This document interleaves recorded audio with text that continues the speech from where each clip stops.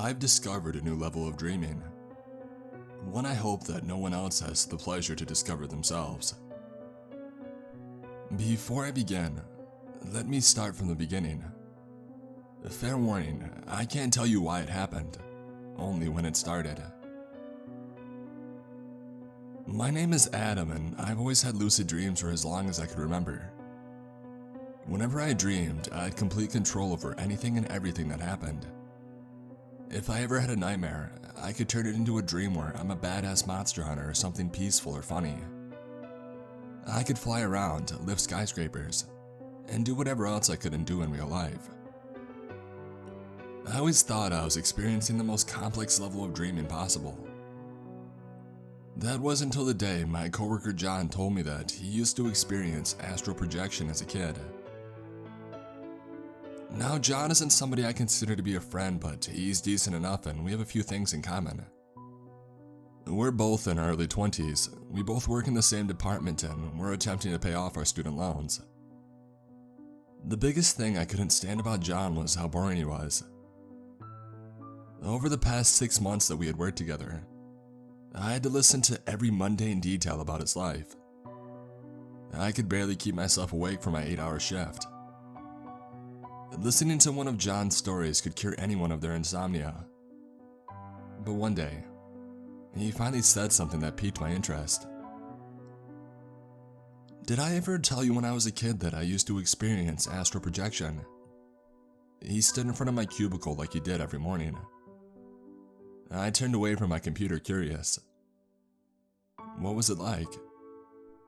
He looked taken aback by my sudden interest in something that he said. And then he responded with, "It was like a really lucid dream, but I could still see my own body." Now, I've heard of astral projection, but I thought it was just some make-believe crap like Santa Claus or people who actually like Nickelback. But still, hearing somebody I know say they experienced it intrigued me. Don't get me wrong, I was plenty skeptical, but intrigued nonetheless. "What else did you see?"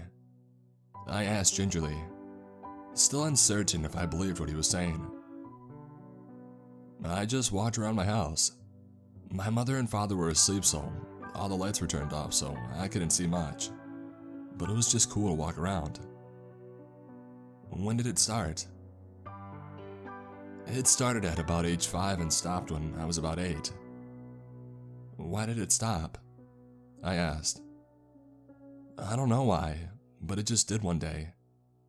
I never told anybody at the time. I thought it was just a normal thing that happened to everyone." And then I thought to ask the most important question. "Do you remember how to do it?" "No, and I don't care either. It was pretty boring after a while. I couldn't interact with anything. All I could do was walk around in the dark." And then he went on one of his boring tirades about his life.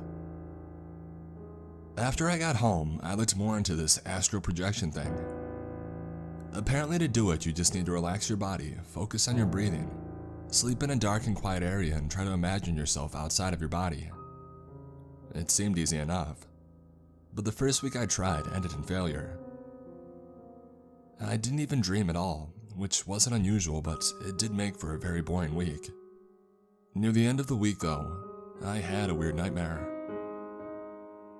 I woke up in my bed, darkness encasing everything around me. Only a small fraction of the moon's light shined through the blinds in my bedroom. In the pitch blackness, I noticed something inside my closet in the back of the room. A tall, shadowy figure stood watching me. It felt like all the air was gone from my body. I couldn't move or say anything. Without warning, the figure started floating towards me. My eyes darted to my bedroom door several feet away. Even if I could run, I would never be able to make it. The dark figure floated past the window, its arms moving about in a distorted manner. It was only a couple of feet away now. I remained in my bed, helpless and unable to move for what felt like an eternity. And then the sound of my oven door slamming open woke me up. The house that I'm renting is very cheap, and the oven door is flimsy and would never close all the way. so hearing it open by itself wasn't too unusual. At the beginning of the following week, I was hesitant to try again because of how much that dream scared me, but I forced myself to do it again. It worked. Not much happened though, and it was just like John had said. I was awake outside of my body, but I could still see myself sleeping. It didn't last very long as I woke up about 15 seconds later. I didn't even get to leave my room. But still in my mind, it was one step closer to my goal. The next night wasn't much different from the last one. I woke up in my room and I tried to open my bedroom door, but I woke up before I could. The following night proved better though. I was able to exit my room, and upon doing so, I noticed something else.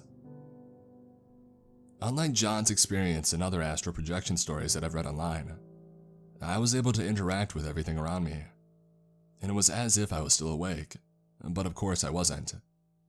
I knew that because I could still see my unconscious body sleeping. The first thing I did was an attempt to turn the TV on, and to my surprise, it turned on and some news channel was broadcasting. I picked up the remote and I started flipping through the channels. I saw that a rerun of Rick and Morty was on, so I watched some of it. It was the Dream Inception episode. Ironic, I know.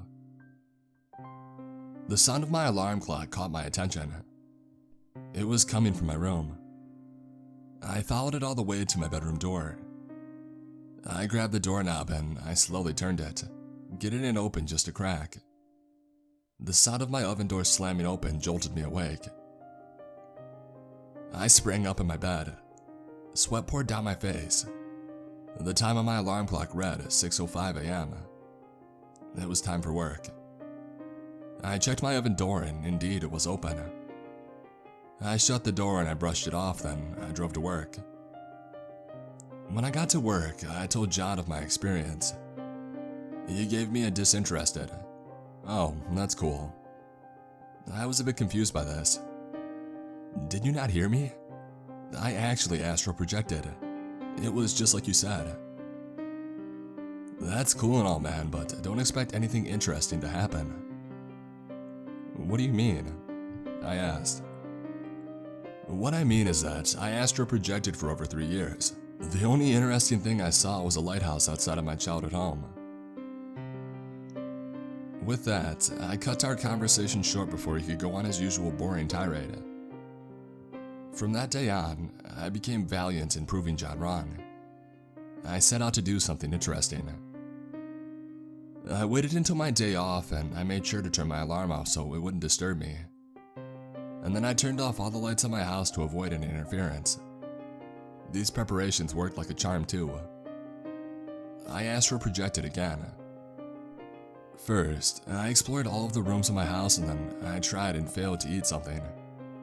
Everything I ate or drank just passed right through me. I also attempted to browse the internet, but I found that some of the keys I pressed wouldn't register. Plus, the lack of light made it very difficult to read the keyboard. Despite my best efforts, I couldn't travel any further than my house. Trying to open the front door would not work. It was like the door itself was nailed to the frame. The only thing I could do was walk around and watch TV all the while my physical body slept through the night. So that's exactly what I did for a whole weekend. It was awesome.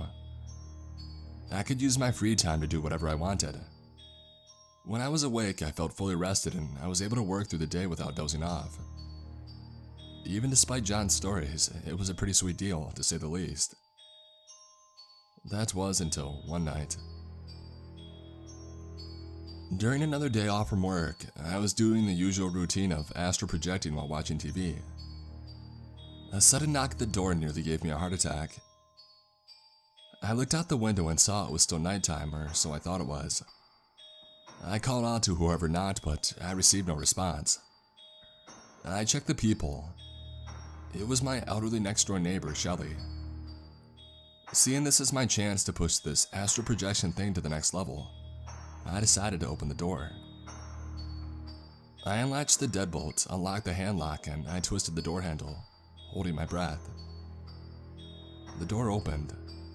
A gust of wind passed through me. I jerked up, panting, my face only damp with sweat. This surprised me as I usually wake up drenched in it. I could hear Shelly calling my name from outside. I rushed up and I ran to the door, and she jumped a little startled. "Sorry if I woke you. Your door was unlocked." "I know," I nervously responded. "I just wanted to make sure that you were okay." "Of course I am. Why wouldn't I be?" Her eyes were full of concern. "Well, I heard screaming last night." "Screaming? Oh, you might have heard my TV." "Oh, okay, well, I just wanted to make sure that you were okay. Have a good morning then." "Okay, thanks for stopping by." I waved her off and I closed the door. And then I noted a few things. One, it was now morning, but I could swear it was still dark out before I woke up. And second, I didn't hear anybody screaming last night, and lastly, I actually almost left my house. In my mind, it was progress. One step closer to my goal of experiencing a full day outside while in my astral projection form. The next night, I was doing the same routine when, coincidentally, the Dream Inception episode of Rick and Morty came on again. I let the episode play, and over the sounds of the TV, I could hear something in the background. It was faint, but I distinctly remember it sounded like my bedroom floor was creaking. I decided to see what was making the noise. I approached my bedroom and I slowly pushed the door open. Instantly, I froze in place. By the window stood a large, menacing shadow creature. It was hunched over in front of the window. I looked over to the left of it and I saw my unconscious body lying in bed. Frightened, I carefully backed away and I moved into the hallway, attempting to make my way back to the living room. I heard whatever it was stand up and walk out of the room. Panicked, I started walking faster and faster away from the door. I didn't know where I was going, but I knew I needed to get away from whatever that thing was. I heard its footsteps growing louder and louder behind me. I made it to the entrance of the kitchen before slam. The sound of my oven door slammed open, and my eyes flew open. Once again, I was covered in sweat. I did the usual routine of getting up and going to work. I neglected to tell John about my experiences. I was sure he wouldn't think anything of it. Though I was terrified at that moment, I still had a burning sensation to try it again. It was one bad experience out of plenty of good ones. And besides that strange occurrence, there was something else on my mind.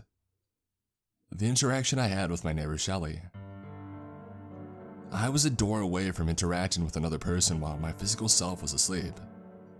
So because of that, I obviously wanted to try again.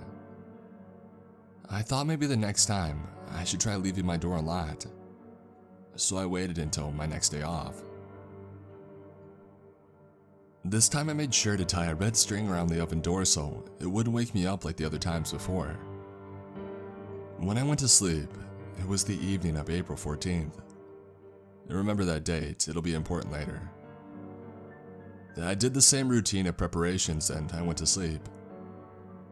I opened my eyes and quickly realized from my clothes hanging above that I was in my closet. This was unusual as I would normally appear near my bed. I stepped out of my closet and I noticed my bedroom was much darker than usual also. The door was cracked open slightly, but nothing was strange about that. What was strange though was that my blinds were slightly opened. My window allows me to see a clear view of the street, so I hunched over and I peered through it. I saw someone out in my front yard. It was that same shadow creature from before, but now it had taken more of a human form. I still couldn't make out any distinguishing features though.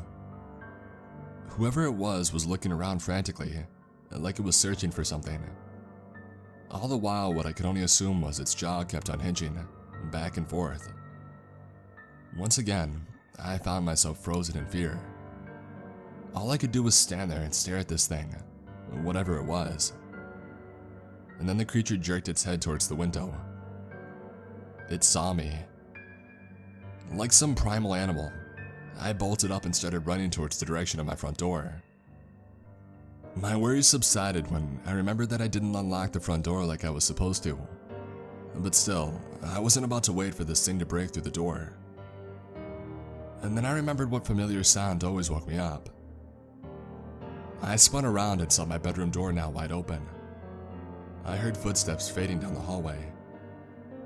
I stepped into the hallway and I saw the shadow creature, darker than the one outside. It was fast approaching the kitchen. I saw my front door was now flung open. Whatever was outside was now inside my house. The shadow creature in front of me dashed into the kitchen. I knew what I had to do.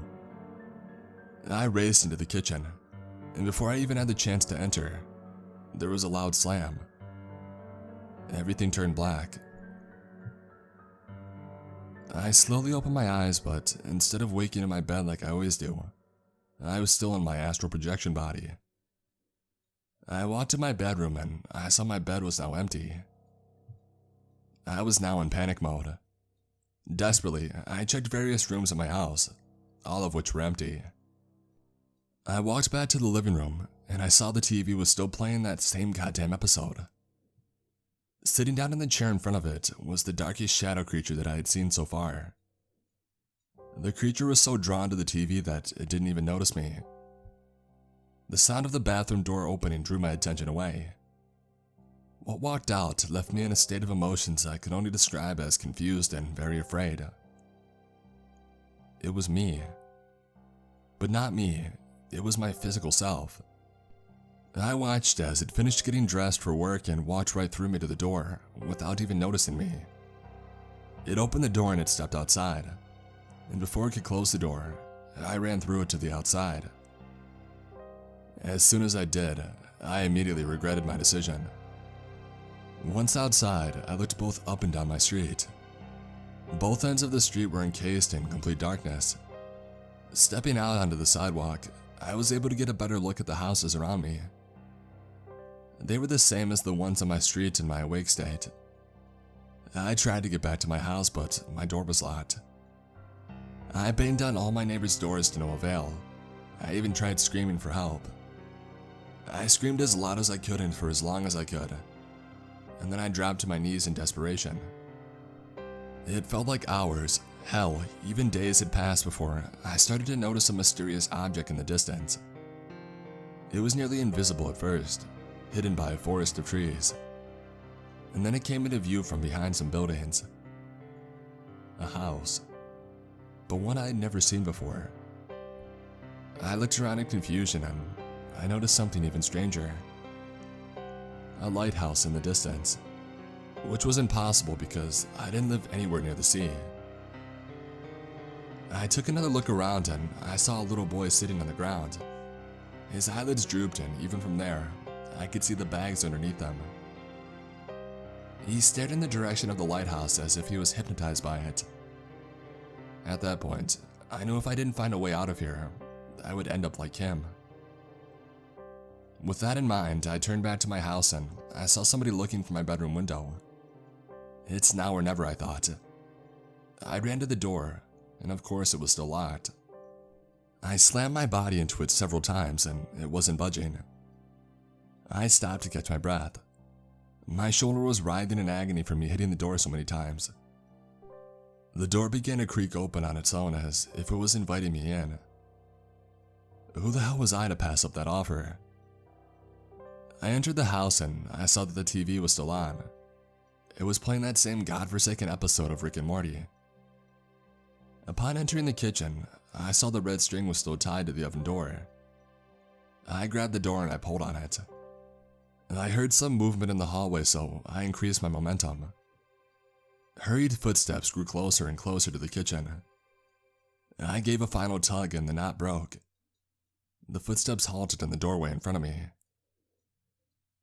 At that moment, I felt as though time had slowed down. I looked to see the shadow creature standing in the kitchen doorway. Left of him, out of the open front door, I saw the little boy's face. He was smiling. And then he vanished as if everything around me did too, followed by a flash of white light. My eyes shot open. I was back in my bed. I did a quick look around to make sure I was actually awake this time. Sunlight pours into my room, giving a bright glow to everything, and it made it seem almost dreamlike. The birds chirping gave me reassurance. The time of my alarm read 7:55 a.m. I was up in time to go to work. After a quick shower, I threw on my clothes, I grabbed my phone, and I got in my car. As I checked my phone, I noticed what date it was. April 16th. This seemed impossible because I was sure it should have been April 15th. When I asked John about it, he said that on that date, April 15th, which was apparently yesterday, I came into work the same as always. I told him about my experience and he convinced me it was all just some lucid dream, but it felt all too real. I don't know what to make of anything that happened. I do know one thing though, and it should come as no surprise to hear. I think I'm done with astral projection for good.